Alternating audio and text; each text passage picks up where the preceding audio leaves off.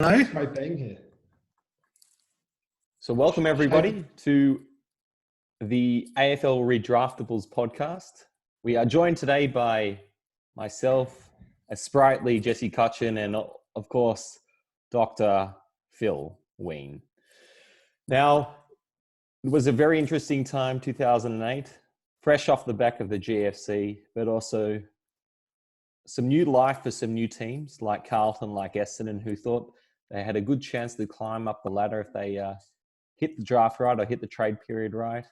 Then obviously we had some mega teams at the top like Geelong and of course premiers Hawthorn. It was a very interesting time, but what we're going to do today is look back at that draft period and see if we can maybe recorrect some of those teams' list management decisions to benefit some of those teams climbing up the ladder. Now, before I do, I'd love to introduce our two co-panelists today, Jesse and Phil. Jesse, how are you? I'm doing splendidly. How are you? Very good. How do you feel about the draft over the NFL draft overnight? How are we feeling about the Ravens? I think, look, the Ravens tend to be specialists at this time of year. A bit like the AFL version of my team, Geelong tend to dominate at this time, but do have a habit of falling short when it really counts. So, but I guess all you can do at this point is put yourself in the best position. So very happy with Patrick Queen. Well, that was a good pick. So shore up the defense. Very good. Now, Phil, so look, we don't talk too much NFL, me and Phil, but We don't. I recall that the Panthers made the championship game just a few short years ago, and then very soon after that, maybe it was that season or maybe it was the following season, your GM let go a lot of starting caliber cornerbacks, and in hope to draft some in that following draft. But the Panthers just haven't seemed to make the playoffs since then. So, has the list management corrected some of those decisions and hit the draft aggressively so far? We've actually gone full rebuild this year. So we've got rid of all of our stalwarts. Kuechly retired. We traded our great tight end Olsen, and we've actually hit the full reset button. We had pick 7 in this year's draft, and we chose a defensive tackle. So we'll see how that goes. 3 picks in the top 2 rounds. Bridgewater Force? Yeah, very excited for Teddy Bridgewater, but I think he's got a lot of weapons on offense, but he doesn't have an offensive line. So I think we're in a lot of trouble this year. I think that this is another year of rebuilding for the Panthers. And so any word on where Cam Newton's going to land? No, but I do think he's a starting caliber quarterback, and I wouldn't be surprised with the Patriots not taking a quarterback in the first 3 rounds that he ends up on the New England Patriots. What are your thoughts on that? New England Patriots. I don't see why that wouldn't be the case. I mean, he's a former MVP. Let's be honest. At his best, he's probably somewhere between the 15th and 20th best quarterback still, at least. At his best, he could be top 10. I don't think he'll ever get back to top 10 though. But yeah, at his best, he was fitness. The best player in the league. Out over him. And I think that's the reason he's sitting not with the team at the moment. With a bung shoulder, it's a pretty important part of the body. I do think there's a lot of comparisons between leading into this draft, actually talking about it, Cam Newton and Nic Nat, that when he's on the park and when he's healthy, he would be number 1 in this draft. Now, I'm not sure where you guys put Nic Nat, but it's a similar type thing when he's actually hasn't been on the park the last 2 or 3 years. If he was, he potentially would have been number 1 in this year's draft in terms of on a redraftable. Similar type player. Great segue. Yeah. Well, absolutely. But I mean, speaking of the draft, I want to cover a few things first, but let me just read you out the top 10 picks. And it went, Melbourne had Jack Watts, West Coast Nic Nat, Fremantle Stephen Hill, Port Adelaide Hamish Hartlett. Now, at the time, everyone was talking about, is it Nic Nat or is it Watts or who should they take? And Melbourne went with the more reliable centre-half forward type. But those first 4 picks, I mean, even though there's still a lot of potential with Nic Nat and Stephen Hill and Hamish Hartlett have had their different moments. Yeah, you can't say potential. You can't say potential in the 2008 draft. It's been 12 years. It's true. Trent Henschel. You can say Trent Henschel. Yeah. But then, okay, Hurley, pretty solid pick. Yaron, not such a solid pick. Rich, still playing pretty well. and Vickery. So in the top 8, you got Jack Watts, Yaron, Vickery, 3 probable busts, and then Hamish Hartlett, who's still on a list, is just not playing that well. Like, there's some really suspect names going there in the top 8. But in this redraft, and when I look at the redraft, and I'm looking at my list here of where everyone was eventually picked, it's a complete scattergun. I think there's some top 10 picks in there, but this draft really shows you it's a lottery. Do you think do you feel like that's been the case still even today? I mean, like, we keep thinking that every year list managers are going to get better, but But the inaugural podcast, you had that super draft, and those top 3 to top 4. I mean, Ball didn't make the list, but he's still good. I think that in certain years, the top 4, top 5 are guaranteed to be your best possible, and then you get steals afterwards. I don't think that's the case this year, in the 08 year.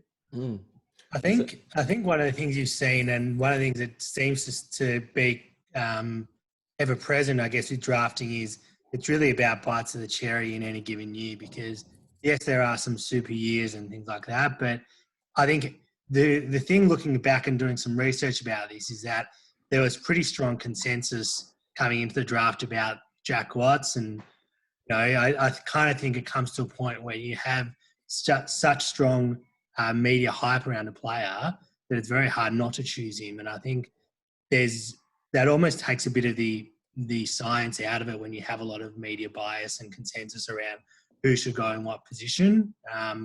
So I think if you have a lot of bites of the cherry, if you can stockpile picks, you can have more potentials or more potentials to actually pick up a good player. And I mean, Shave, you might be getting to this, but I'm just looking through the trades. I'm on the Wikipedia page, and the trades that happened before the draft. Absolutely. And I'm wondering about the two of you, because both your teams were involved in a very interesting trade that year. Brent Prismal, Geelong to Essendon for pick 39. Yep. Now, my memory of that trade was I was extremely jealous of Essendon. Brent Prismal was this gun midfielder that just couldn't break into the Geelong side, and I thought Essendon killed it with pick 39. Pick 39 is nothing. Now, that pick 39 ended up being, I'm looking here, Stephen Motlop. Absolutely. Ended up being a decent player. How do you both feel in hindsight about that trade, being a Geelong and Essendon supporter? Jesse? Well, hindsight is a potent tool, so... Correct. Let's just start with that. But I think the reality is that I agree at the time, although Brent was a terrific player and we had an absolute amazing midfield that he just couldn't break into. And we probably didn't really we're probably just seeing whatever we could get for him. And I think, what was that, probably a second or third rounder, or early third rounder, that we thought, let's just see whatever we can get for him. Maybe there were questions about his work ethic, and that probably went into Essendon and his attitude. I don't really know how you felt about him, Bones, as a player, but maybe there was a reason he wasn't getting in, and they felt that they should trade him. Yeah, no, I think you're spot on there. I think, looking back, I think Essendon fans, myself included, and our list, were, a bit delusional to think that we're just a B-grade midfielder away from making a solid finals push. Yes, at the time, Brent Prismal was probably seen as this, spare midfielder that Geelong had. And I was definitely delighted that we got him, a bit of a good ball user. He'd complement that same age, same list of Stanton, Heath Hocking, Watson, Welsh, McVeigh. And he kind of came in. I think he did his knee in 2008, so he only really came into our team like maybe the back half of 2009, and he looked fantastic. The problem is that it lasted 1 year. By the time 2010 came around, he was already out of the team, which was really a shame. And I believe he got injured in 2011 and bumbled around the list probably until the end of 2012. And that was the end of him. We probably saw 30 or 40 games out of him.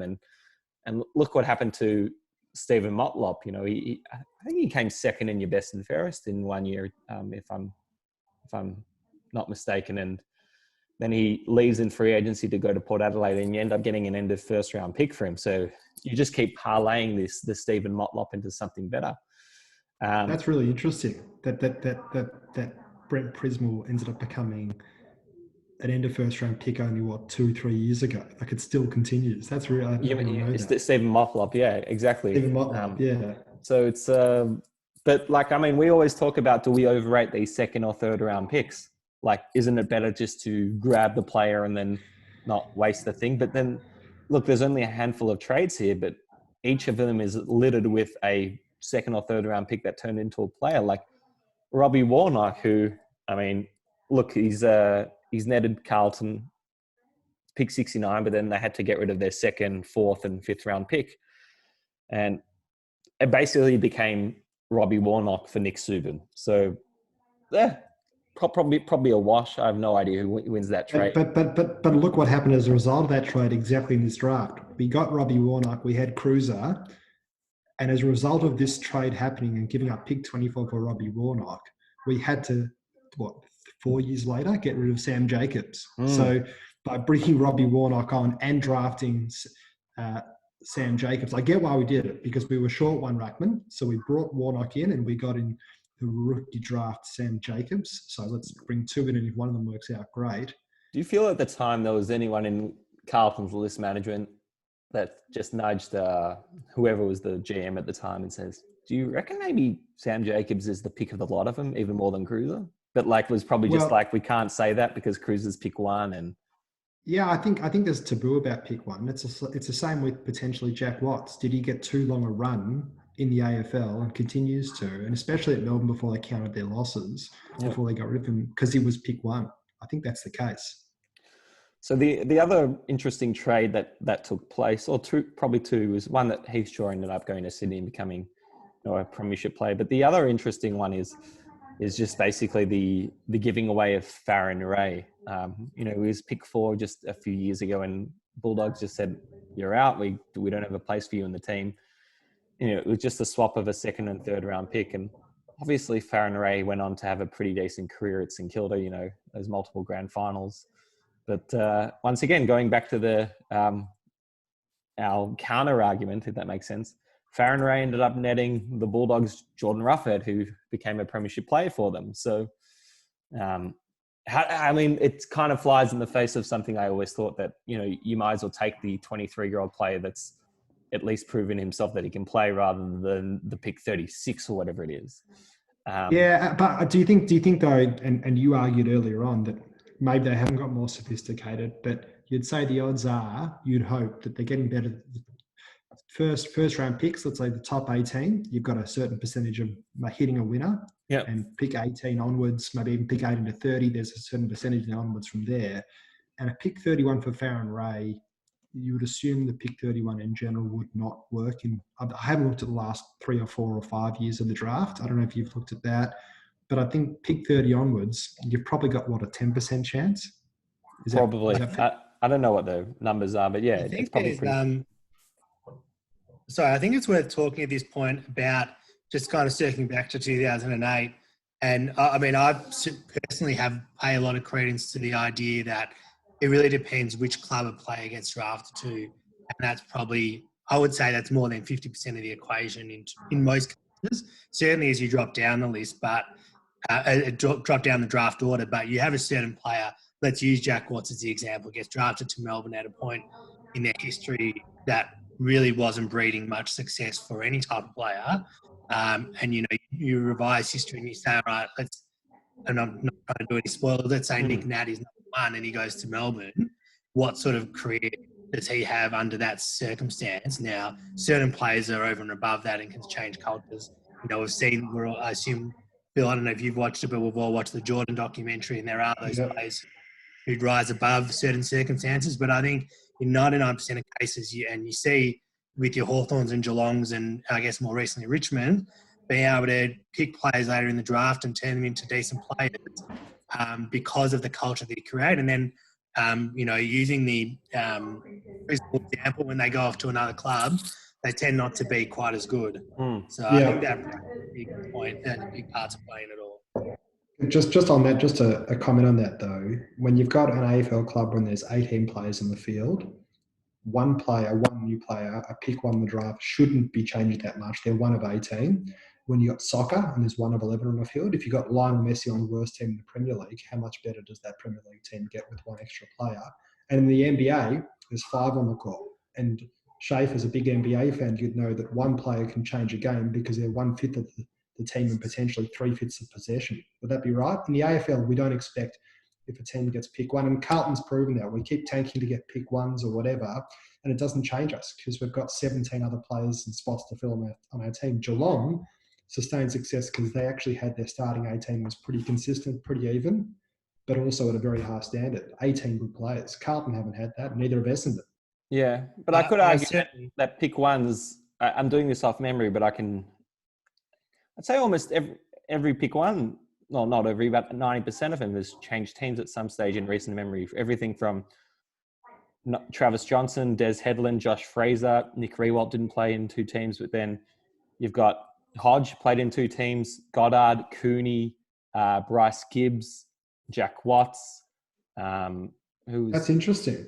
What John I think had Tom Scully. All these pick ones end up playing. Tom Boyd. I think part of the reason for something like that, very high draft picks, is that I think 8 or 9 years into a career, even less, let's say 3 or 4, rather than saying no, we're going to give up. The AFL as an organisation is going to give up on a player.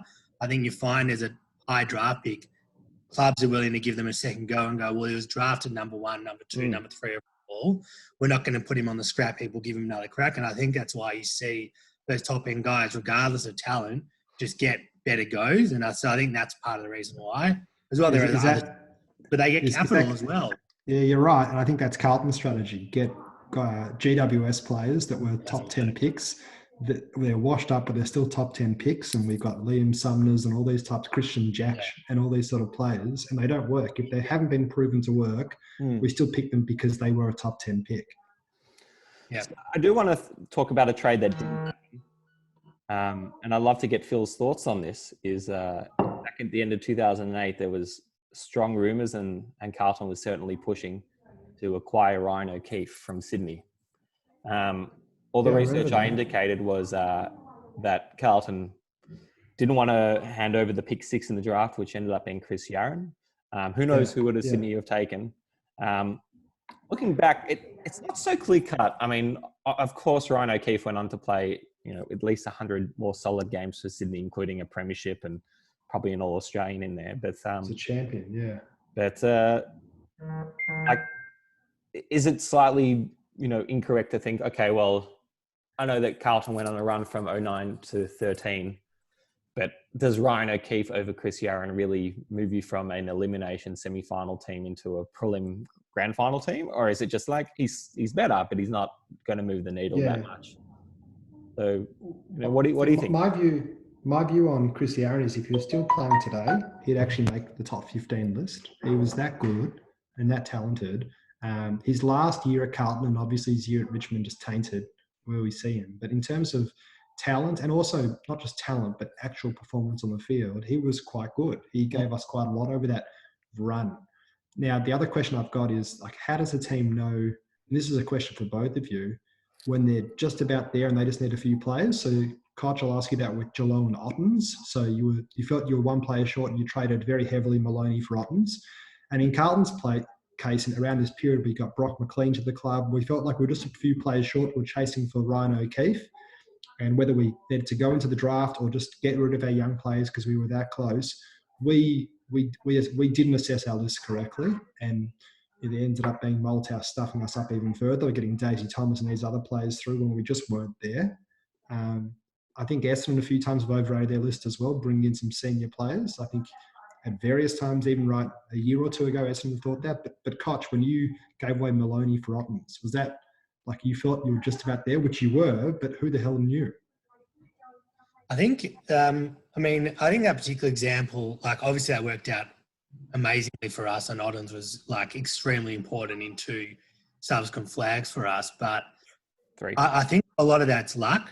Oh, was it 3 even? I think he was in. It was a 3-time. Okay, so even more so. So 3-timer. So, and I think that worked out amazing. You do that 100 times out of 100 because he was extremely important in those games.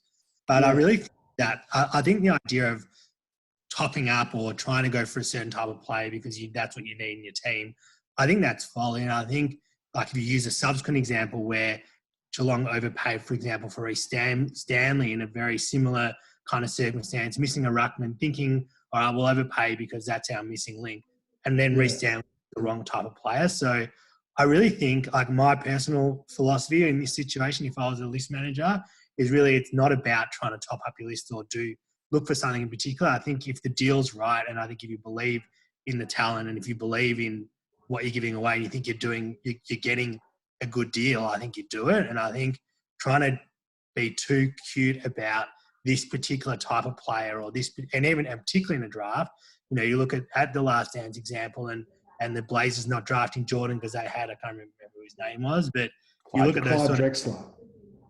And I think you just draft who you think is the best player on the day, and you don't know what the future's going to hold. And you don't want to give up on those teams. So I think Geelong got lucky in one circumstance with Oddens, but then probably mucked it up with Reece Down in another example. So, and with Essendon, my memory was you had your core team, your midfield of Zaharakis and Watson, all these players, and then you bring in Chapman, Kelly, Goddard, and you think, gee, this team with all these names is topping up. I think Essendon, but a lot of other clubs, they just get drunk on their own recruiting, and they think that their team is on the verge, and hindsight will tell you they weren't even close.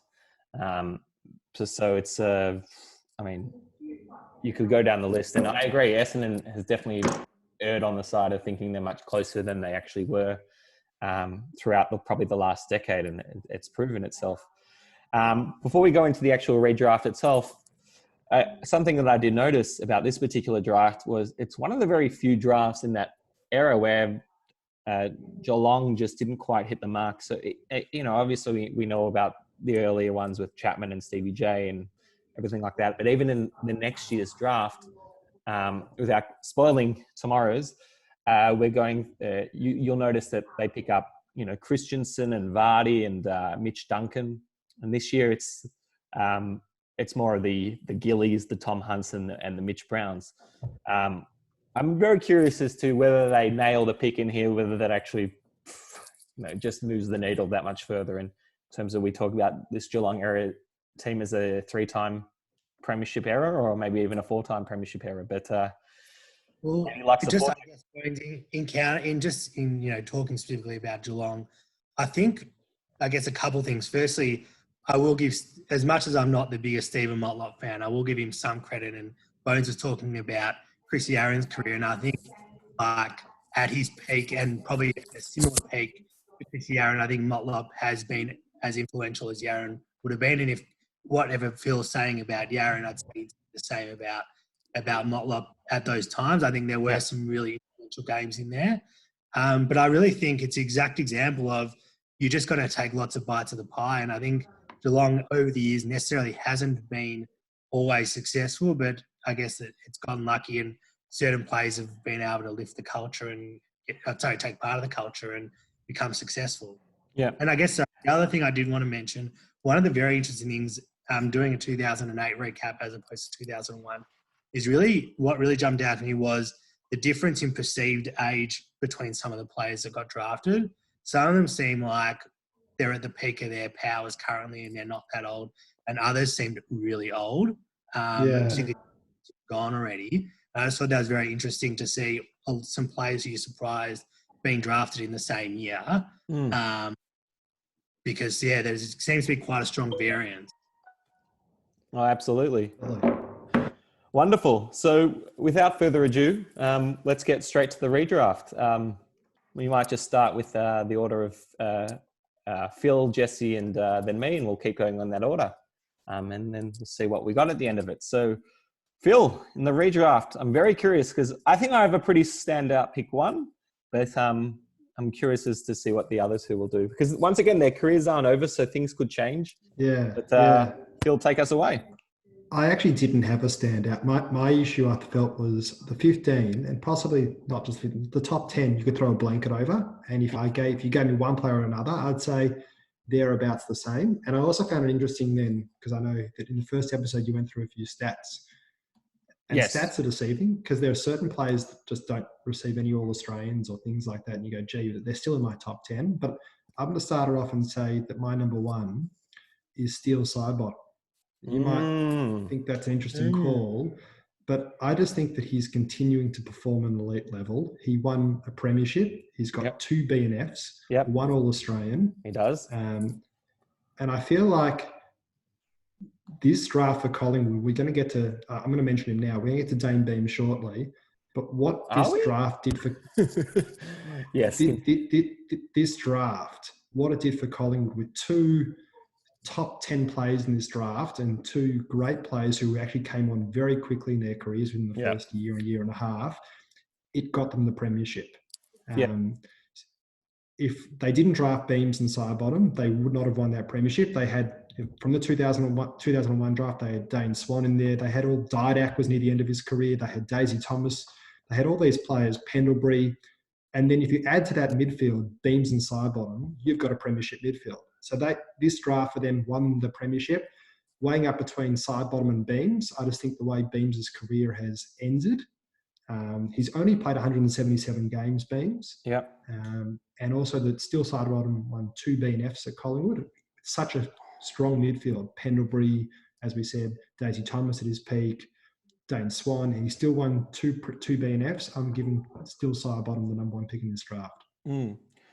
No, before you comment there, Jess, I do want to add, and I love your analysis there, Force. I feel this draft is littered with goal-scoring midfielders. So you got the Dane Beams and the Sidebottoms, but also Luke Shuey, Zeeble, Zaharakis, Daniel Rich, Stephen Motlop, a lot of goal-scoring midfielders, half-forward types. So it's really interesting to see. I think when I look back at a lot of the other drafts, you saw, Sam Mitchell, who's a Hall of Fame type of player, but not a goal-scoring midfielder.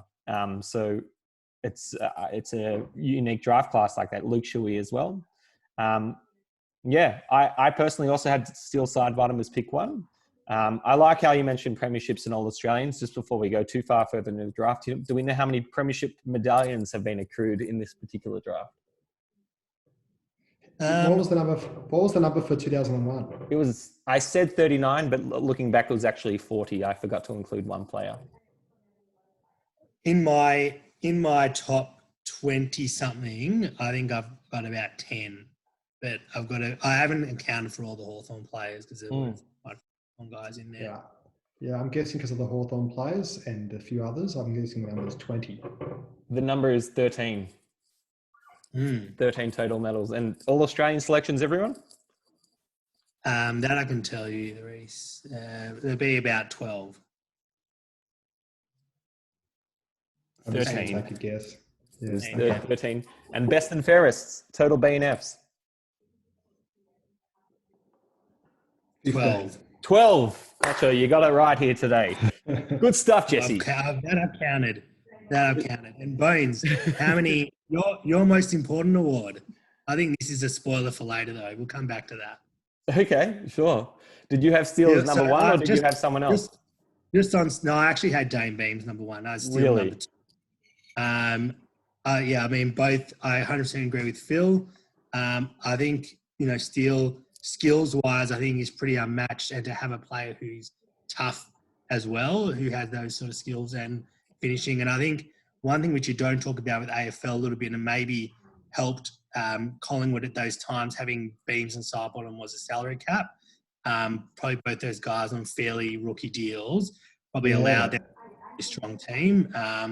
And I think that's something that we don't look at when you see these gangbuster drafts, being able to have guys on cheapish deals. And I know it doesn't really make as much of a difference in AFL as it does in other sport, but I'm sure that does have impact. So is it fair to say then that the Beams and the Sidebottoms 3 or 4 years later pushed the Heath Shaws and the Dale Thomases out? Yeah, they were the two. Yeah, they were the contracts that had to come due. Yeah. But something I'd like to add about Steele, though, is how he performed on the big day. So in the 2010 grand final, the winning one, 25 touches and 2 goals. I know it was a blowout win, so that probably doesn't even rank in the top 2. And he was 20 or 19 years old or not. Yeah. And even in the loss, so the 2011 grand final against Geelong, he held his head high, 2 goals, 2 important goals from memory, and 23 possessions as well. So a guy that can play on the big day. I really like him as a player. I think he's got the stuff I remember in the late 2010s thinking him and Zaharakis, who's also in this draft, were probably neck and neck. And then Sidebottom just went skyrockets ahead. And I really wish Essendon had a type of player like that. So, Jesse, if you have Dane Beams as number 1 on your list, I'm guessing you might select him as your number 2. I will, yeah. And I think, I guess the first thing I'd say is like an example of, we've all seen the sad, end or finish to Dane Beams' career. But I guess it's having a guy, obviously, I guess for him, and, it's neck and neck, Sidebottom and Beams. So it's really neither here nor there. Probably the things, both just unbelievably skilled, unbelievably tough. But seeing Beams coming to a Collingwood squad, which was meant to have kind of a rat pack, but I think had the right sort of culture to allow someone like him, who is obviously a different kind of cat, but allowed him to blossom in those first years. He's obviously gone up to Brisbane, still been successful there. Probably didn't have the same limelight as someone like Sidebottom did, but, he was captain for 2 years. I don't know how many. I don't actually have the breakdown of BNS between Collingwood and Brisbane here, but he won 4 over. Oh, sorry. Yeah. I got 4 overall here, actually. Sorry, 1 at Collingwood is what I meant to say. 1 at Collingwood and 3 at Brisbane. And no, I think there is some merit to his impact in turning Brisbane around and being just having a gun player like that in a club that really couldn't attract any talent. We know he went up to play with his brother, but I think being able to have a gun player, so you don't completely. Sorry, he's just a 2-time best and fairest. Just one at Brisbane, yeah. I think Zorko won the other one when he was there. Okay, apologies. You can edit that out. That's okay. So I'd Beams top, but unbelievably skilled player. Can I just also make a comment on Beams? I think that we also forget, obviously, when players get worse in their career, you forget about their prime. His prime was also so good, and even up to recently, that Collingwood were prepared to trade 2 first-round draft picks for him only just, a year and a half ago. And obviously since then, he's just gone kaput, while Sidebottom still had a great year last year. But to be prepared to pay for a 30-year-old 2 first-round draft picks, that's very rare. I don't think that happens at all. And I'm sure that Collingwood were well aware of his personal circumstance and the things that he was dealing with when they dealt him, so even more so to be able to want to trade those 2 picks for someone who was dealing with the things that he was dealing with just shows his skill. Yeah. I agree. Dane Beams he's a fantastic player, damaging, goal scoring. He was incredible at Brisbane, and he was the only reason why you probably tuned in for those dark years in the mid-2010s under Justin Lepage. Now, before I move on to my pick, just a few facts about Dane Beams that I think would be interesting to see how this might, affect your evaluation. So in the 2010 grand finals, so both the draw and the replay, he only accumulated a total of 23 touches and over 2 grand finals. So, look, he played and he's a premiership medallion, but he wasn't particularly influential in those games, and maybe he played a role. I didn't go back and look at the games, but I thought that's interesting. But how do you feel he fared in the 2011 grand final? I have to say, listening to the first episode of the podcast, I was extremely impressed at the recall on certain games and parts of players' careers, particularly players drafted so early in the 2000s. I have to be honest and say I don't particularly remember games like that. And so I have to edit that answer. Well, you're spot on there, Jesse, because Dane Beams was left out of the 2011 grand final team. He collected just a mere 2 possessions in the preliminary final. I presume he was a substitute, but I think he was injured, wasn't he? No, he got left out. He was left out of the team. Dropped. He was dropped, but once again, he was very young in his career. I believe he was quite immature at the time, and that's okay, and a lot of people are. But he bounced back, and by 2012 and 2013, he was a monster for Collingwood. So. And I believe in 2013 he was, 2012 he was an All-Australian. So he was dropped from a grand final team, which they certainly could have used on the day because Christensen and Motlop and all these crafty half forwards were tearing Collingwood up, and they probably needed to have a similar type of player on the other end. But he bounced back the following year as an All-Australian. So I think that shows a lot of testament to how he performed as a player. And maybe that was a Buckley thing. That was Malthouse not really getting the best out of him, and the Buckley coming in at 2012. So he became the Copeland Medal winner and All-Australian the following year after being left out of the grand final team. So I just thought, before you move on to your pick, isn't it just amazing? Pick 11 and pick 29, both Collingwood, and were the picks 1 and 2 in the redraft. So they've just absolutely nailed it in this draft. It's like getting picks 1 and 2, and they're amazing. So I've been going back and forth. So I like Phil's analysis before that, like if we, and I think it was Jesse who actually mentioned it, some people are still entering or existing in their prime, and some players look completely old and washed. And I'm really debating between those two mentalities for pick 3. I have either Luke Shuey or Dan Hanbury in this position. I think I'm going to have to go with Dan Hanbury.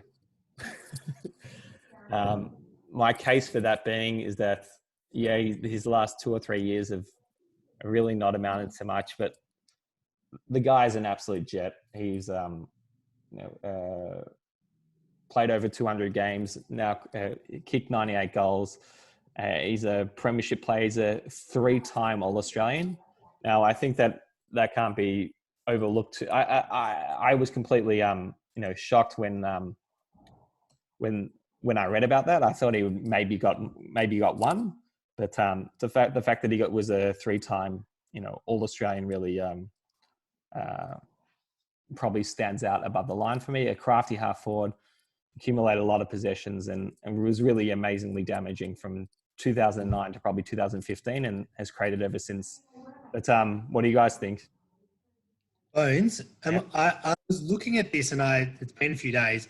I think he actually won a Coach's Player of the Year. He did. He was also the Coach's Player of the Year in 2015.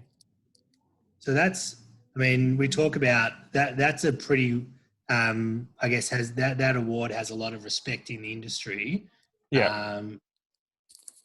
Look, I guess further to my point before, I guess I'm probably of the other vein that I guess my memory is obviously not great in that. So, I kind of feel like I'm a little bit too much persuaded by the recency of Dan Hanbury. And to be honest, I never was a huge fan, not particularly penetrating, and for me, don't have a great memory of him being the third in that Sydney team and never kind of the first two. But again, that might have been in that midfield.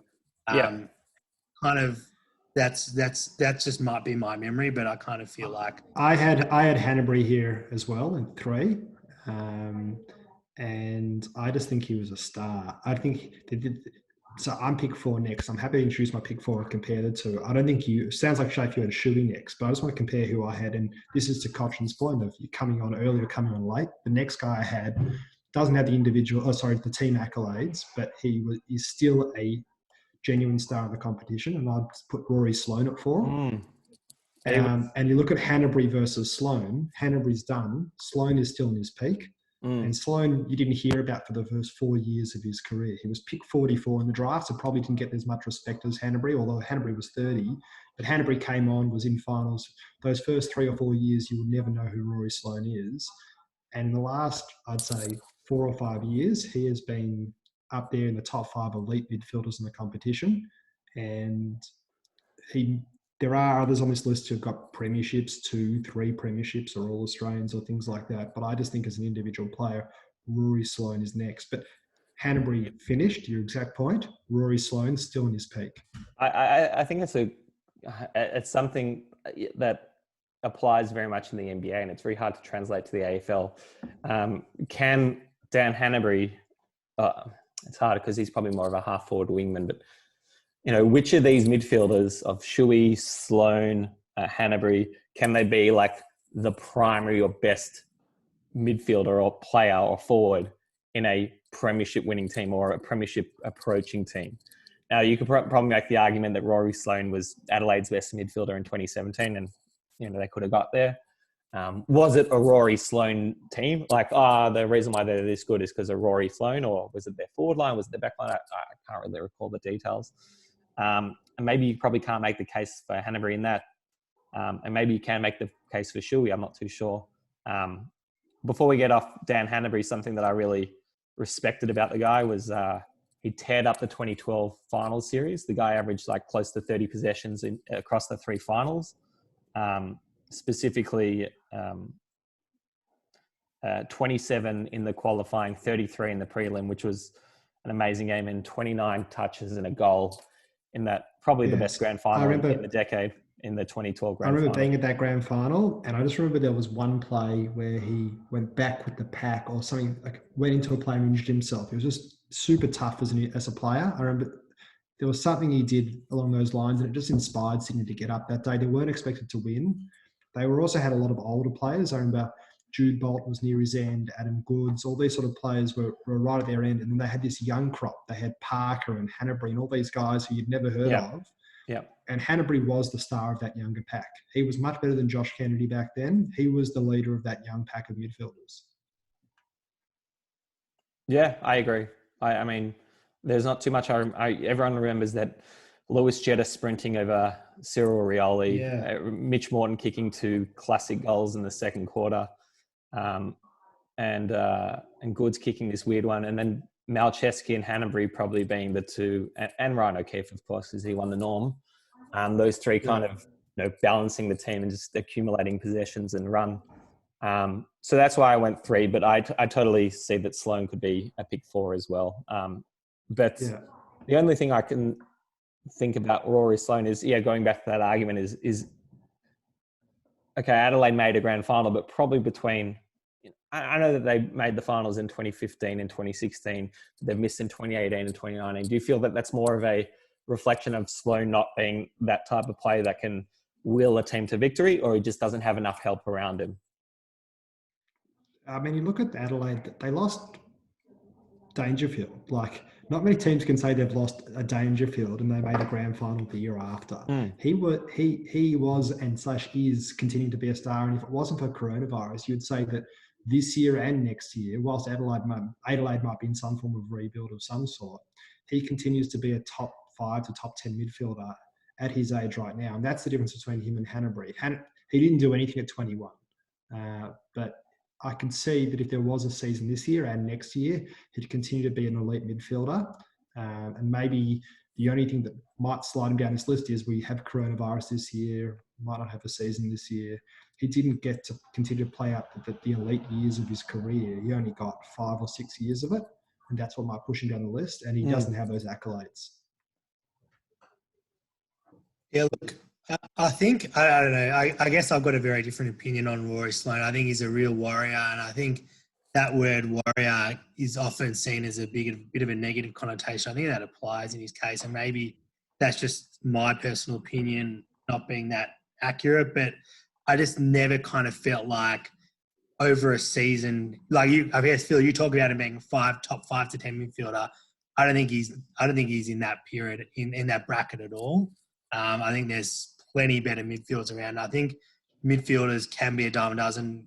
And I think he's had a couple good seasons, but I think over the length of his career, I think he's had, from my memory, 3 really good seasons. He's only had one All-Australian nod. And he doesn't have the accolades. To me, I just find he's just not super damaging. And he's not like someone who, he's more in the Selwood type, a poor man Selwood, as opposed to that Dangerfield type who's just going to like sprint away from the guy. Great comparison. So, you're right. And I was weighing up at that pick, as Shaf mentioned earlier, Shuey. And I just felt like if I understand that he's got a Norm Smiths and B&Fs, but I just thought, who's the midfielder? If I had to redraft and I had to pick one of those 2 players, who would I want? And maybe I'm biased by current, but Shuey's still good. I think I'd take Rory Sloane over Shuey. That was my view. Well, I guess I'll jump in and I just say that I had Rory at 7 and Hanbury at 9. Didn't rate 7. Here we go. Where was Hanbury? What number was Hanbury? At 9. At 9? 7, this is Hanbury 9, Sloane at 7. Wow. Of the year. Here we go. So I guess a couple of things. Firstly, I don't really rate premierships. I think depending on the player can be very lucky. And there's a guy who probably won't get drafted who's got 3 in this list. So so I'll leave him out and we'll mention him at the end if he doesn't get drafted. But and also all Australians. I think all you need 2 good years to be an All Australian. You probably can't get it in 1, but you need 2 good years. Yeah. And I feel like over the length of a career, those 2 things can be a little bit, not as valuable. I've gone and I'm actually not this guy's biggest fan, but I think redrafting, I still would have gone with Nic Nat at 3. Ooh. I think that's there. I think, look, he's obviously been injured and missed serious chunks, and his games played, he's not near where the other guys are, so I'll give him that. I think in terms of where West Coast was picking pick 2 at that point, I think how they bottomed out so quickly and getting a guy like Nic Nat was actually amazing, and being able to pick up Nic and Luke Shuey. And I think for me, the interesting thing was in my top 4 were Beam, Sidebottom, Nic Nat and Shuey. So 2 Collingwood, 2 West Coast players.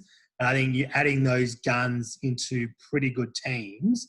I just think a guy like Nic Nat, and I think this might be a bit facetious, I think there is an element to just having a star, someone who brings through the gates, someone who can turn a game, someone who you never know what you're going to get, but he's just has that upside that he's far and away beyond almost any player in the league. So I think despite the fact that he's got less games played and he's had one All Australian, not a BNF, not kind of a season long accolade, but really just the ability to. You're worried about a player on a day. Nic Nat would be my 3rd most worrisome player. Yeah. Can you remind me? Did he miss he missed his first year? Did he miss his first 2 years of AFL, or was it just the first year? He played in his first year. He didn't play much, I thought. He didn't play too much, but I think that's just getting. And he still played 167 games, so it's not super down. I mean, still Hawthorn's played 235, but he's basically not missed. He's not far behind Michael Hurley, who I'd say is pretty consistent. So he hasn't missed that much footy. And I just think for raw star power, and I think there is something that has to be said about just having an out-and-out superstar guy who brings people to the gates.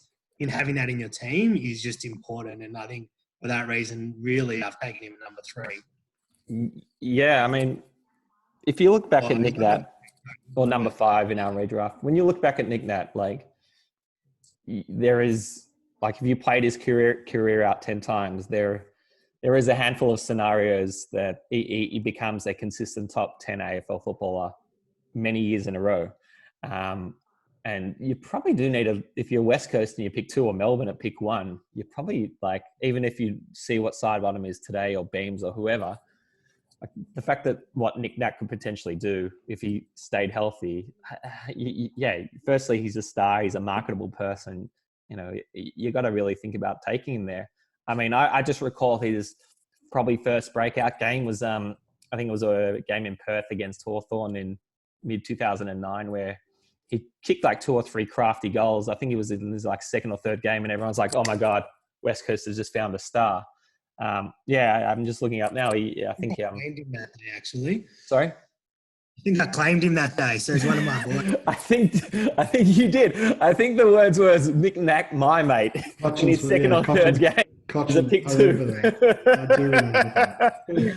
Oh, that was priceless. Yeah. So, I mean, I don't know where Phil had him on his list, but yeah, you got to take a chance on a guy like that. Like how many Nic Nat Nuis are there in the league? There isn't one like him still. I don't think there's a player drafted since then that's like, he's this dynamic ruck rover, plays as a ruckman, doesn't really get the ball, but he's kind of Cyril Riol in the sense that he doesn't need to get the ball to have such a big impact on the game.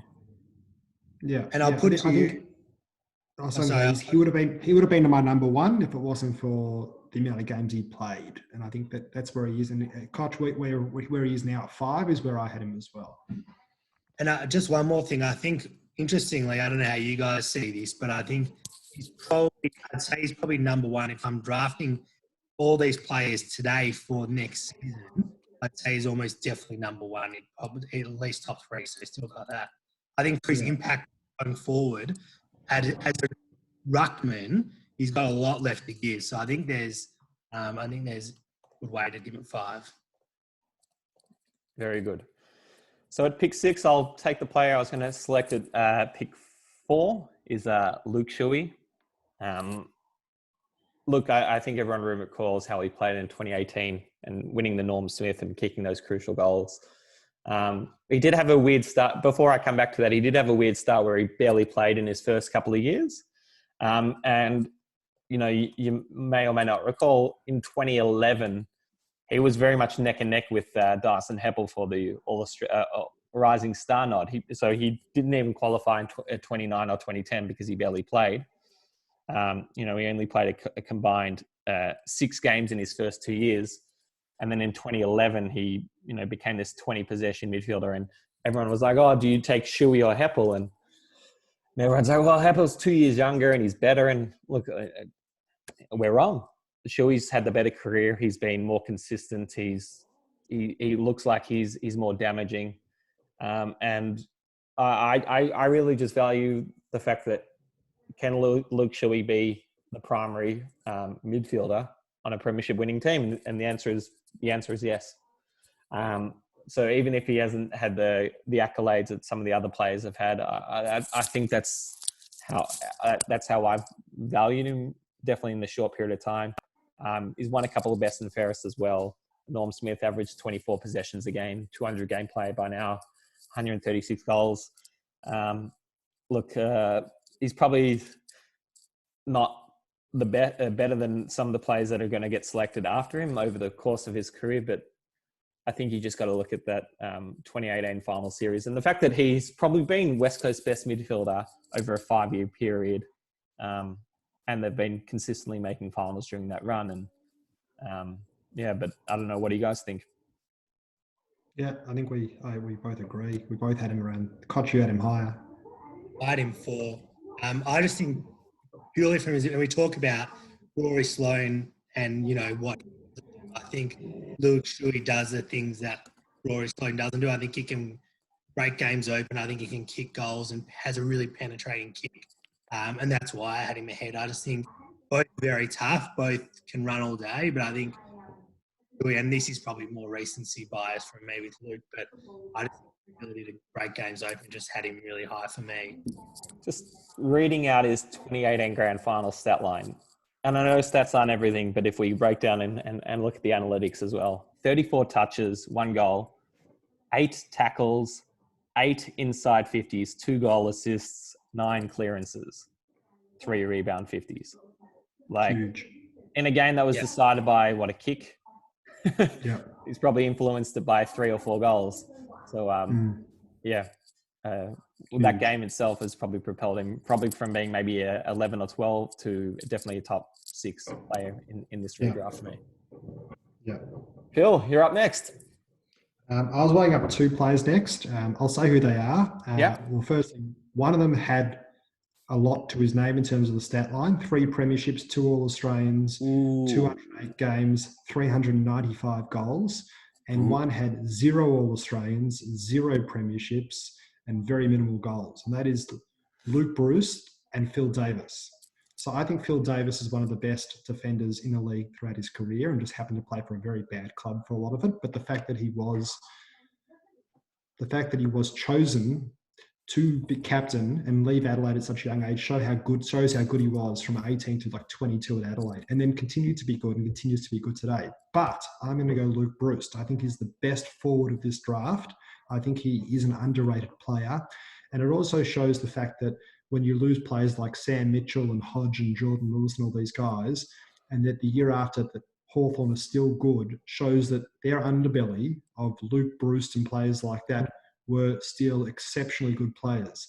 He kicked with 208 games, 395 goals, 2 goals a game, being a medium-sized forward that can move up the ground a bit. I think he was a star and one of the reasons why Hawthorn were able to rebuild their list as well over this period, and was the difference between Hawthorn having that run in the 2010s and Geelong not having that run in the 2010s. Geelong didn't get those premierships and Hawthorn did because of players like, in this draft, Luke Bruce and Liam Shields. So I'm going Luke Bruce. So I know Kochen let him slide quite a bit, as he alluded to maybe 5 or 10 minutes ago. Did I? No. Oh, I thought you mentioned a 3-time premiership forward. No, that might have been a different 3-time premiership player. Draft. Very nice. Luke Bruce, I also had as the next pick. I agree with everything Phil says, and I think one of the just in terms of Luke Bruce, I think just a guy who's clutch, and I think a lot of us watch footy at the moment, and particularly the last, I don't know how long it's been, probably as long as I can remember, where guys miss easy goals, and I think there's just a lot to be said about guys who kick easy goals. Nothing too super fancy, but just someone who gets it in his hand. I don't know what his goals behind over his career is, but just someone who you're confident is going to make the right decision and kick a goal. And particularly for a guy who was rookie drafted, so didn't even get drafted. The actual draft is just a phenomenal pick, and the exact reason why when you have consensus rankings and a guy like this doesn't get a look, you just got to have shots because a guy like this can pop up and really make a difference to your team. Probably not. Wouldn't necessarily agree he's had as much of an impact as Phil said in terms of being the reason why, but I think he's been important. And before I hand over to you, Bones, I think something, as I mentioned before about the All-Australian, probably needing 2 good years in a row to get an All-Australian nod. He's gotten an All-Australian in 2014, 2018. So I think that's a body of work at 2 different parts in his career getting All-Australian. I think consistency throughout that period is just really just hat off to him. Speaking of consistency, from 2011, which is his debut season, to 2019, the guy, it's actually insane. The guy's high average possession in a season over that period is 15.8 and his low is 12.2. So for over a 9-year period. That's all you want from a medium absolutely. Forward. Yeah. And his goals, his low in that period is 30, his debut season, and his high is 57. So the guy is consistently scoring 1 to 2 goals a game, or 2 or 3 goals a game, or almost 3 goals a game in one season. And alluding to Jesse's point, it was a dead-eye dick. For his career, he scored 395 and only 186 points. So that's close to 2.1 goals for every behind, which is insane when you think about it, like what some of the key forward strike rate is, and he's a dead-eye dick. So just my final thing I want to say, just in terms of looking at where we're at in the draft and talking about this scattergun approach, these apart from Nic Nat at pick 2, the players that have been picked so far were pick 44, pick 30, pick 29, pick 11, pick 47 rookie draft, and pick 18. So it really is just all over the shop. It's really interesting. Yeah, it's insane. But this is the draft. It's a crapshoot in most seasons, and we think that list managers have what it takes, and they do because they pick these people late. But it's amazing how much of the top of the draft is a bit of a random. Kocho, you're up next.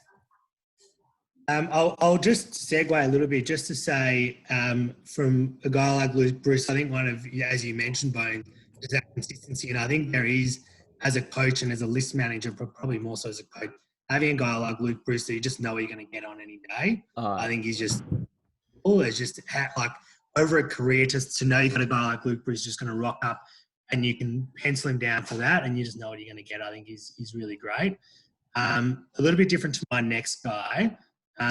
Who has had a bit of an up and down career, but I still think his body of work is just absolutely outstanding. And I guess another dead-eye dick, and I think you can see that that's something that's really important to me. My drafting is Michael Walters. Wow! I just love everything he does. I think he's similar to Nic Nat. He's a match winner. Kicks goals, stands up in big moments. I think he's played through some good teams and some crap teams. But I think particularly in the last few years, it's just absolutely been an absolute star. And I think if he's in Melbourne, he'll probably have some more fans than he does. But just everything about Michael Walters. Just love his ability to turn games. Yeah. I agree. And he's really that type of player that feels like he's still entering his prime. It doesn't feel like Can I ask you a question about that, both of you? Because Yep. I had both two names next to each other, not here, much further down on the draft board, but I had Hayden Ballantyne and Michael Walters next to each other. The reason is I think Hayden Ballantyne was also an excellent small forward for Fremantle. In fact, in his career, probably better than Michael Walters was over that period. Only when Ballantyne left has Michael Walters taken that small forward role to himself in Fremantle. And I had them closer to the end of this top 15 list. Where do you see Ballantyne compared to Walters in terms of their career? I think we're going to get to that probably. But I'm just asking you guys, do you think there's a big difference between the two of them or not? I'm a little bit, I guess I have to say, I had quite a big difference between the two. And I think I mentioned already that I think I'm a little bit more favouring of recency. I think just my memory is probably not as good. So I've given Walters a nod. But I think as a type of player, I think, yes, Hayden Ballantyne's role, he was also an All-Australian. But I just feel like a guy who kicks goals in big moments, Hayden Ballantyne, at his best was a negating small forward. And he was good at what he did, but like I almost feel like those guys run of the mill kind of thing, and you can pick those guys and take those guys. I think what Michael Walters, at best, you can try and put him in an environment that gets the best out of him. But I think just pure talent, they're not even close. But I get over their careers, you might look back and say they had similar careers. Yeah. I don't even have Walters in my top 15. So, sorry, not Walters, Ballantyne. I think going on Jesse's point, he was a solid player. He actually did make an All-Australian team, but I wouldn't say he ever, he's a player that opposition teams had to look out for, but he never really came across as the guy that was going to drag Fremantle over the line, more so than other players on their list. Hayden Ballantyne did kick a goal of the year. Yeah, I thought he was brilliant. I think we just hated him, and I rated him quite equally. We just didn't like him as an individual, just the way he performed on the field. But neither did Matthew Scarlett. Yeah, I can't split the two of them. But anyway, that's just, we'll get to that. Well, I can. I have. No, I think it's a good point. I actually forgot that he made an All-Australian team, so it brings the total up to 14 for this draft class. So good point there, Phil. Actually, maybe history is not as kind to him. He definitely was a very nuggety. I mean, I really think he probably played his, more dangerous football under the coaching of Mark Harvey, where they had that bit of resurgence from 09 to 11 until he got sacked. And Ballantyne was one of, and those the Barlows, the Ballantynes. It was that weird draft classes that Fremantle had that kind of really set them up for the Ross Lyon years. And Ballantyne was probably one of the ones that came on earlier than some of those players as well. Pick 9. It's a tough one. I don't really know how to split Phil Davis or Michael Hurley, but looking back, I think I might go a ruckman here. I think I might take Sam Jacobs. I think I know that Hurley's a two-time All-Australian and Sam Jacobs isn't. And Hurley's definitely been an amazing contributor for Essendon. But for some reason, I just look at Sam Jacobs as had a very good start to his career at Carlton. I was very much probably that best ruckman over that 2-year stretch that he played for them, or 3-year stretch, where they had Warnock, they had Cruiser. And it was really Sam Jacobs was probably that one that stood out and was playing really well in those finals losses that he played in. And then he came to Adelaide, and it was probably very stiff not to make the All-Australian team, where I think they were gifting it to other players. And he was probably their best midfielder, like slash ruckman in that era from 2013 to 2017, where they're consistently making finals, and is now at GWS and probably going to have a nice fairy tale finish to his career and probably playing some more finals there. Very interesting though. So we look back at Carlton and we think, they completely muffed the draft in those few years. But look, like, you know, in this 08 period, straight after that, they got Chris Judd. You know, okay, Chris Jarron could have been anything, but they could have traded him for Ryan O'Keefe. But then in that same draft, they pick up Mitch Robinson, Sam Jacobs, and Jeff Gartlett. That you can't ask for anything more. That's three solid contributors, and you know, and two players that are playing really well still to this day. So I think you've got to look back and go, hey, they're not actually doing that badly in the draft. And also trading their second round pick for Robbie Warnock. So kudos to Carlton in that area. So I'm going to go with Sam Jacobs in the pick 9 in the redraft. Bones. Two things. Firstly, do you know who pipped Sam Jacobs in that All-Australian year? I can't recall. Well, it's Nic Nat. It was Nic Nat. Was that the year they put him like in a forward pocket or something like that? No, Nic Nat in goal. Named in the ruck. I feel like they put Cox, or they put another ruckman at forward pocket just because, like, you know, reasons. Was it 2015? No, 2012. And also, Bones, I will just say, not to. They put Dean Cox in the forward pocket, so it's kind of in that same year they had the two West Coast ruckmen, and they went, all right, well, Dean Cox is a forward pocket, so very interesting. Right. Also, Bones, just to put a bit of a dampener, because I actually didn't have Sam Jacobs on my list at all, and I was doing some research while you were talking. Yeah. The reason I didn't have Sam Jacobs on my list is because he was the number 1 pick in the 2007 rookie draft, and then was redrafted in 2008. Wow, interesting. So just looking at that while you were talking. Okay. I had Jacobs on my list because he's just come up on the Wikipedia on the rookie draft, but we can exclude him if you want, but he's on my list at the moment. We'll keep him in there, but I just thought I'd point that in case. I know you, Josh Kaplans and Daniel Freeze are going to be doing this at home, and they might point that out. So we just want to be, just make fantastic research. So I know we're going to get going because we've got been an hour already, but so on Sam Jacobs, because I'm about to be the next pick as well. I think Sam Jacobs could have had a better career and could have gone higher if Carlton didn't hold him back by having 3 ruckmen. So he spent the first number of years of his career competing with 2 other places, and Cruiser being a number 1 pick was always going to be our primary ruckman whenever he was fit and healthy, despite potentially Jacobs being the better ruckman over that period. And it took him to get his own role at Adelaide, for him to prove himself to be in this list in the top 10. It's a shame. Carlton potentially had a better ruckman than Sam Jacobs than in Matthew Cruiser. And the reason that held him back from getting higher was because we had 3 ruckmen. It's an interesting debate, though. I know we've covered it a bit, but even just to give a different comparison, like Carlton had invested so much in Cruiser and Warnock that, like, this guy in the rookie draft, are they really going to give him games over the guy that they gave a massive contract to, or the guy that they picked one? But then you could look at, Geelong at the same time, where over a similar stretch, Tom Hawkins early in his career, early on they went, all right, well, we're going to give the 07 nod to Nathan Ablett over Tom Hawkins. And then in 09, Tom Hawkins probably wasn't, Geelong's one of the best players, but they're like, no, we got to keep investing in this guy. And they picked him, and he played really well in the 2009 grand final. And similarly in 2011, where it was like, do we pick Tom Hawkins or Cam Mooney?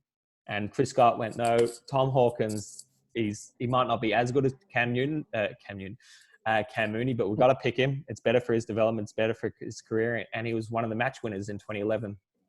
So it is this debate where, do you just pick the best player in your team, or do you try and invest the one that you've want to invest in? Yeah. So who do you have invested in Cruiser? It's hindsight's easy to say, but I think, you're right. Am I next? It's my pick. And I mentioned him earlier, and I feel like he slipped. Phil Davis was the best defender of this draft, in my opinion, and continues to be the best defender of this draft in the level that he's playing. Last year, he was an elite defender. As I said earlier, he was picked up by GWS, showing such strong, not even potential. He was playing so well for Adelaide. Back then, they had Ben Rutten and all these other players, and he was still a great stand-up defender. Maybe Andy Alton was playing around then as well for Adelaide, but they had an elite team around then. Then he's gone to GWS, who are a very ordinary team. He's been captain at the age of maybe 21, and he's shown great leadership. He's built them up to the team they are, and his leadership and players around him is the reason why GWS are where they are. And a team like Gold Coast, who didn't get those young, mature leaders, slipped. They didn't have that maturity of the younger crop. There was a lot of other things going on at Gold Coast, but they ended up picking guys like, now I can't remember his name. There was a guy who played for Brisbane who kicked the ball a bit weirdly. Not too sure. Jared Brennan. And no, he went to Gold Coast. Yeah. That's what I mean. Gold Coast end up picking guys like Jared Brennan and these sort of guys, where they got some more level-headed, good leaders like Phil Davis, and also his performer on the field, and here's my pick. Yeah, I mean, it's now 7 years since the GWS expansion, but they picked, I'm going to not get all of them, but Phil Davis, Tom Scully, Reece Palmer, there was another, Ward was another one. So Phil Davis is the one that stood the test of time. They're all good heads, but they're all great heads. And instead of the Jared Brennans and the, who they get from Hawthorn, Gold Coast? Who did Gold Coast get from Hawthorn? I don't think they picked the Hawthorn guy. Yes, they did. Campbell Brown, all these types of players like that. They got the wrong type of players through their club, and where Gold Coast chose, GWS really chose the right players in terms of level-headed, good leaders, good young people as well. And Phil Davis is one of those. And Sam Reid is actually the other player who's still there, who was from the expansion period. There we go. He was a strange player. We've got Phil Davis at 10, and I had him at 10 as well. I actually really don't rate Phil Davis, to be honest.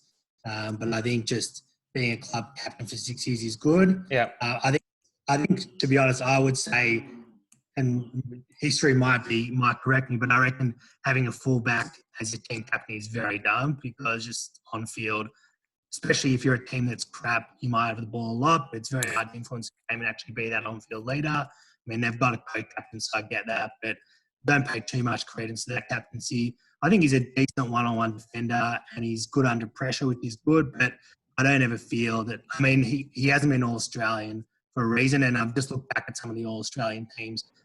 Daniel Talia was a 2-time All-Australian over that period. It wasn't like we've got these stalwart fullbacks over this period. Yeah. So I just kind of feel like he's fine, but if I can, my next pick, you're the next pick. I might segue and say I'll pick Michael Hurley next. I actually had him higher, but I think I prefer to have Michael Hurley over Phil Davis. I think getting up the ground a bit more, probably having much more impact on the game. Phil Davis is your classic, to me, a more classic stopper. Hurley has, at his best, was impacting both ways. Was a good one-on-one defender. I think he's had a not great past couple of years, but I think those pay a lot more value to a dual Australian than one, because I think it's hard to do once it's a longer period of consistency, and he's done that. He's one of 3 players with more than one All-Australian, so I think that's important. And I think at his best is a really, really good player, but I'm just not quite sure what the future holds for him. That's why I said for me, because I just kind of feel like he had a shorter elite period of his career. Yeah, speaking from a guy who's probably watched most of his games, he was very much wasted as a full forward early in his career under Hurd and Knights. Just completely, everyone could see that this guy is from his first game in 2009, his very first game he played on Treadray, and Essendon got slaughtered, and he beat Treadray 1-on-1. And then I think he was taken out of the team got injured or gallbladder or something. It was something strange. And then he came back and kicked 4 goals in the second half. In that Lloyd Sewell bump game, in the game that propelled Essendon to go to the finals, he kicked this goal on his left outside 50, and everyone's like, "Oh my God, we found the next Lloyd." And then he just completely cratered for 2 or 3 years as a key position forward and battled injuries. And then finally someone put him down at fullback, and his career really started to thrive.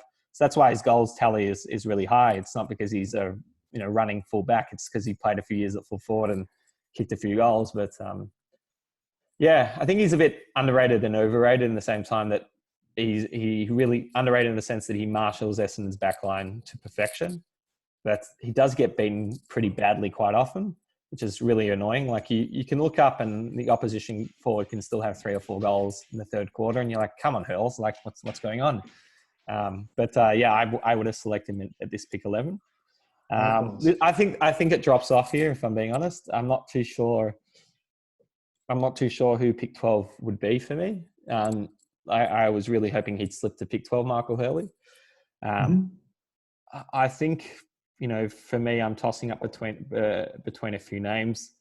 I think I'm going to have to go with Jack Zeeble at pick 12. Once again, doesn't really have any real accolades to speak of, but besides being the captain of North Melbourne, I think these players are pretty hard to find. These big, bulky. He's probably a bit before his time. He's kind of in the Cripps mold of this giant centreman that runs like a bull and tackles and bumps, and can go forward and kick a goal. I think these players are harder to find, like as opposed to the Zaharakises of the world, where it's just like, okay, he's good, he can kick a couple of goals, but you can find that guy anywhere. I think like these guys pop up every single year. Whilst if you have a player like Zeeble, they're kind of awkward, they're kind of, you don't really know where to play him. But as a result, it becomes an even harder matchup for opposition teams. Like who plays on Jack Zeeble every single week? You have to actually have a specific guy on your team to go one-on-one with him. So I think just positionally, I'm going to go with Jack Zeeble. Yeah, I like I don't love him. I had him further down my list. I think he's had a decent career and he's a decent player. I think, I agree, Bones. I think a blanket over the next kind of 4 players. I think the captaincy has some weight to it. Yeah. I guess going forward probably is actually a bit of a negative against him because it means he's a bit over being a midfielder and his ability should be a midfielder. And he's probably just lost his pace and decided we've got to play him forward now, but he's not quite a forward. So that's a bit of a negative for me. But he was pretty good for a few years there. Am I next? Yeah. Yeah, I agree. I think Jack Zeeble was probably the right pick there. He's the sort of player as well who it could just be wrong, great player, wrong club. Like if you put him in a Hawthorn, would he have gone higher? Possibly. But then I look at him and another player who was potentially the wrong club, or maybe the right club, Rory Sloane, who went higher. They're both power players. And I consider Rory Sloane a better player despite him not having the premierships or anything as well. So maybe he just wasn't as good. So, do you think he's just a little bit before his time? If you think about like what lists are looking for right now, it's the Bontempellis, it's the Cripps, it's the Fifes. Wasn't he too short? Wasn't he? He wasn't 195. He wasn't like Cripps. He had in that category, Bones. He's Sorry? slow. He's slow? Cripps is slow as well. Cripps and Bontempelli, are better overhead, and they're about 5 centimeters taller, maybe 10 centimeters taller. And I think that's... And they're midfielders. I think Zeebel's I guess he's older, so it's hard to compare, so... Yeah. My next pick, I found this really hard as well. There's a blanket over a whole lot, and I don't know who to pick, but I'm just going in terms of longevity. He was captain. He was a rising star, so he showed a lot early on. It's Daniel Rich, and I was weighing up between Tom Rockcliffe. They both were at Brisbane at the same time, and I think Tom Rockcliffe got a lot of cheap possession. Daniel Rich was a hardened, sort of tough sort of footballer that has probably got a lot of games. I'm not sure how many games he's ended up playing. He did his knee, I think, 1 year as well. If it's between Daniel Rich and Tom Rockcliffe, I'm choosing Daniel Rich just because of longevity of career. Yep. I'm next, aren't I? I think so choose Tom Rockcliffe. He was my next. Look. Wow. Yeah, the good years there. Rookie drafted, so good on him for being drafted. Pre-season, sorry, you're right. Pre-season draft, so getting into the top 15 from pre-season is pretty good. All Australian probably got him the nod at this point. Yeah. Would you put him ahead of Rich, or where would you put him in that order? I have, yeah. I actually didn't have Rich in my top 15. I think wow. But kind of he plays the easiest position in the league. So for a long period of time, never had to man up a guy, and he's basically got a game for a long time. I think he got a lot of games just from being a top 10 pick, and now and for having a massive left foot.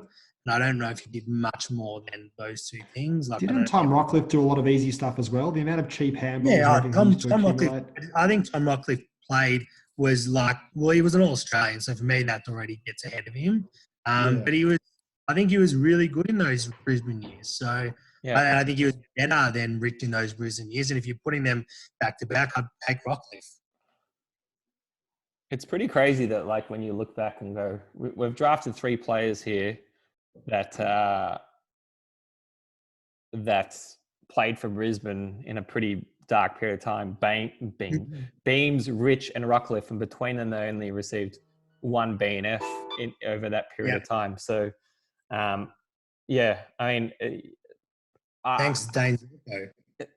I'd say that these players, including Jack Zeeble, we're picking midfielders that play over 200 plus games but don't change games or don't change teams. So that's what these guys are. But Torko won 15, 16, 17, 18. I mean, it just shows you, like, though, like, swap Shuey out for Tom Rockcliffe. What happens to West Coast over this period? You know, it's like, I know we might get to these players. But I was going to say there are other players as well who might be the next 2, one of which is another midfielder who happens to have 3 premierships. And if that player was in a Brisbane, would he just slip down the list and become just another one of those players? Which way are you thinking of, Force? Liam Shields. Like, where does he compare to a Zeeble or a Rockcliffe if he didn't play for Hawthorn? He doesn't make my list. No, he doesn't. For me as well. Interestingly, he made it right at the end of my 15, but I just consider he's another midfielder, but he's not a midfielder that changes games, but he happened to be, you know, an elite midfield. But okay, it's interesting that he's on your list, so I'll leave it. Who's picking next? I have the last pick, and I agree that Liam Shields is a quality player. I feel like in those 3 Hawthorn teams, he's probably somewhere between the 16th and 22nd player each season. I don't think he's ever cracked. You know, I don't think he's a player that, like, you could have subbed him in for someone else at some stage in that team, and it probably wouldn't have made a difference to their premiership chances. You're right. I'm going to go with Zaharakis here. Hey, the homer. The homer, yeah. Like picking a Boston person in the ringer. I think his career's been a bit overrated, if I'm being honest. He's a good player. You know, he started off early, of course, with the Anzac Day game. He's a best and fairest winner at Essendon in a year that we made the finals, which does count for something. I think one of the key reasons why Essendon hasn't performed over the last 8 years is because players like him didn't take that next leap. You talk about Shuey going on to become a very good player, side bottom and these beams, and really elevating themselves and becoming, you know, all Australian contention many years in a row. And Essendon was kind of stuck with these players that, you know, Heppel should have become at some stage a top 10 AFL player. He never did. Yeah. Zaharakis should have become a player that's... These players didn't make the jump from Bs to As. They never always stayed as Bs. Yeah, they never did. And Shuey became an A. Yep. And it's the whole list of them. It's Melkshams, it's it's Colliers, it's the Carlisles. It's these group of players that Essendon drafted in this particular period that never really made that leap. And the irony is probably the best player Essendon picked in that period for their position ended up leaving, which was Bahar Houli. I mean, having that quality halfback flanker or back pocket. I guess we had Michael Hibbert at some stage, but Essendon wasn't able to get the best out of these players. And you could say, supplements, Saga and this and that, but Carlisle was pretty good. Carlisle was very good for a couple of years, but it's that sustained period that we never really got out of that group of players. So some interesting names left off, but once again, I don't think they're moving the needle so much for their particular team. I'll make a couple of special mentions. Yep. I just thought Tom Lynch, Tom Lynch and Hayden Ballantyne were in my top 15. I thought Tom Lynch at his peak was pretty good, and I think just a bit of a match winner, so I think he was pretty good. Always loved Hamish Hartlett, but he never quite got enough games together, but I thought he had the potential to be a real gun, but he never quite got there. Yep. And Robin Nahas was drafted this year, so well done to him. And Package.